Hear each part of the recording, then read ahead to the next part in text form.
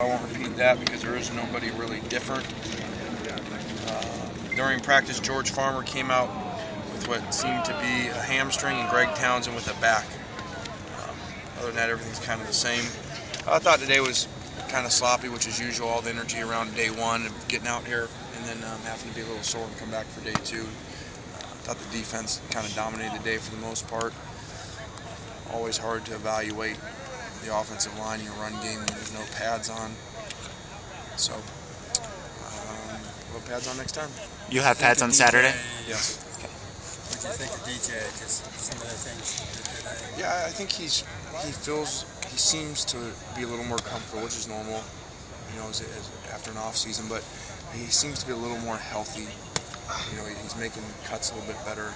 Even though he had been, I guess almost 2 years removed last season from his knee, it still seemed to have effects on him.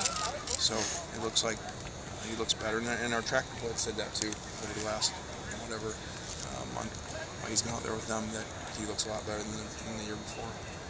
What did you think of that catch Marquise made, the leaping grab, and how he's performed here so far? Yeah, the good thing is I don't know which one you're referring to. He makes photos a day. He's the MVP of today. He's just unique. He's unique. Obviously, he's a unique player. He's a great player. Potentially be the best receiver of the player. You've heard me say that before. But what makes him more special is his mindset. He could have pulled himself out after all the stuff he did today. He could have pulled himself out of last conditioning, but not only stayed in there, won it. And it's just who he is. He was having cramps, thought about coming out and stayed in there and won the last race. So he's just real special, and you saw that in Robert's freshman year out of him. Stanford game, the long touchdown, he comes back and goes on the kickoff coverage, and Marquise is the same way. How glad are you not one and done in football? Yeah, really. We'd have a problem with that, obviously, with how well we've had our freshmen play over the last 2 years, and especially this last year with Marquise. You've talked about tight end being a really deep position, yet you only have one healthy guy. Is that a concern at all? Yeah, unfortunately, that happens a lot of times in the spring, because you have guys rehabbing, guys that get hurt, and in the fall you tend to be better because you're further removed from the surgeries in the season. So some of our spots are lower. Just like last spring, we were really low, if you remember, especially in the offensive line. So at least we can do. We're short skilled guys. But at least we can do team stuff. Last year we were doing a lot more 7-on-7. So it will be exciting to get those guys back, because as you look at them, not only are they really good players in tight end, but you have 3 sophomores and a freshman and another freshman coming, which is obviously very unique for guys to be that young. Does Curtis's increased bulk give you more confidence that he can be the every game 20 carry back that maybe he wasn't able to do consistently last year? Yeah, I just think Curtis, with no distractions around him, really, not now having been eligible for a year, having 1,000 yards, having confidence in himself, being the starter right now, compared to where he was a year ago. So many questions around him. Was he even going to get eligible for that last season? And so I just think he's a lot more comfortable. And you can see it in the parts of his game that have been his weakness, in the passing game and catching the ball and route running. He's really getting better to be an all-around back. How has Antoine Woods progressed since he got here? Yeah, a lot. A lot has been made about Andre Walker's and losing 60 pounds in 14 months. But Antoine's lost a lot of weight too. I don't know the exact number offhand, but he's come a long ways. And hopefully, he'll be a guy. Mike Patterson was like that when he first got here, lost a lot of weight.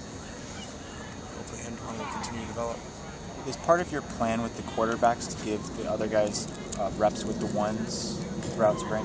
Yeah, we really flopped it. Yesterday or Tuesday would have been more like what you normally do, and Matt was with the ones most of the time. And we moved today, and we'll move the rest of this camp really to limit Matt's team stuff, just with people around him. He'll take a lot more 7-on-7 one-on-ones, and let these other guys play in the team situations a lot more like we did today. And why do you do that? You want them to get acclimated to doing that? You want to see how they perform? Yeah, 2 reasons. Number one is injuries. The injuries ever to your quarterback happen in the team stuff because people around him and someone falling around him or hitting his thumb. And so, it was a reminder Tuesday about how close stuff can be. So we're going to limit him in that stuff. And even though we tell people to stay away from him, you can't control that completely. But then number two, it helps those guys. They're getting a lot of reps in team situations and pockets and stuff moving around them. Do you expect Jesse to be back soon and able to be in that rotation? Yeah, I think Jesse will be like a few of our guys where the spring break, why we did this is because you get those guys back, the guys that are kind of real close, with an extra week off. And by the time you come back, I think you'll see those guys just like Xavier, like Junior, Paul May. I think you'll see a number of guys come back. How disappointing is not being? Sorry. How disappointing is a possible setback for George? Look well. Yeah, I don't know how bad it is, and so obviously, hopefully he'll be right back. But it's unfortunate because he was having 2 really good days. How costly is it for a quarterback like Jesse? Missed that time, last in the fall with his wrist, and now not being able to compete here, even though Matt's your entrenched starter. How much does that handicap him in terms? Well, it doesn't help him. Obviously we don't hold it against him because it's out of his control. But it doesn't help. You miss reps, unfortunately.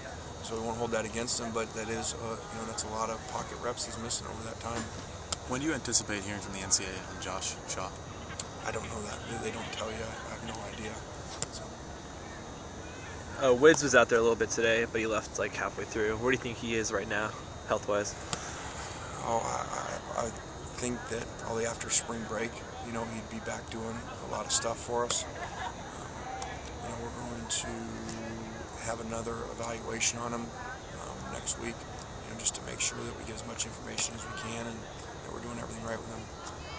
What were some of the things that you tried to make sure Curtis did once you guys came in here as a staff? Some things he needed to change. Well, yeah, Curtis was almost out of here.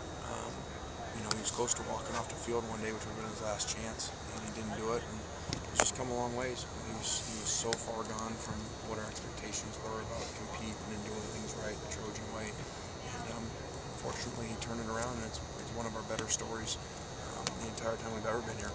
A kid that far gone, that close to being out of here, and then to come all the way back and go through the ineligibility, and now he's one of the leaders.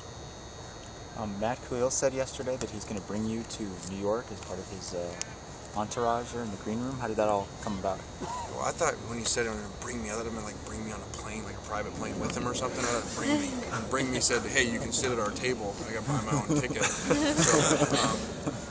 I guess he hadn't got his signing bonus yet.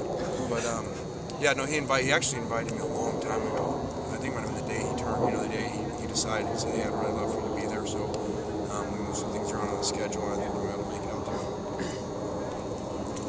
Talk about running back depth. There's only 3 guys there, so do you see kind of play calling to focus more on wide receivers and tight ends kind of lean on that this year? I don't know. It's too early to know that. The development of Buck, how healthy is DJ, and can DJ continue to develop as well? We could be in a much different situation, if they're all fully healthy and understand our full system. So, but we're obviously prepared to rely on our tight ends and receivers if that's the case, and we'll be able to do that with all the good tight ends and the receivers and the emergence of George out at receiver. Could have to move us into more of a spread system. So we'll see. Okay. All right. Thanks. Thank you. Thanks, guys.